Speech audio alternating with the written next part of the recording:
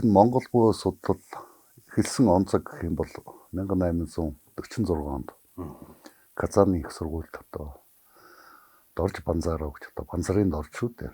Тийм Дорж Банзаров гэж одоо бүрээд хүн анх одоо харын шүтлэг буюу Монголын бөөмөр гэж сэдвэр эрдмийн зэрэг хамгаалсан байдаг. Өөрөөр хэлэх юм бол одоо Европын өнөөгийн орчин үеийн шинэ тухааны цал зэрэг хүрсэн анхны монгол хүн.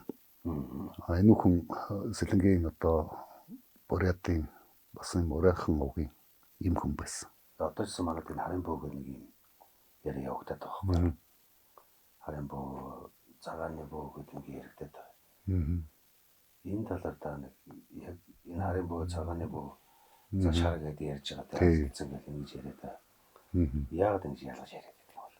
Дорж Банзаровын номны нэр бол өөрөөр хэлэх юм бол судалгааны ажлын нэр бол одоо Черная Вера гэж байна. Энэ бол хар шүтлэг гэсэн үг. Одоо тарин хэлж тэгсэн мөртөө бөөгийн хозан үлийг хийдэг бас нэг хэсэг нөхдүүд ороод ирж штеп. Тэгэхээр тэр нь одоо юуны хүртэл одоо өргөл тахлын хүртэл одоо бас нэг тийм шарын шашны маягтай болоод ирсэн. Ийм бөөнөр нь бол одоо өөрөөр хэлэх юм бол нөгөө шарын бөө гэдэг нэр авчиж байгаа.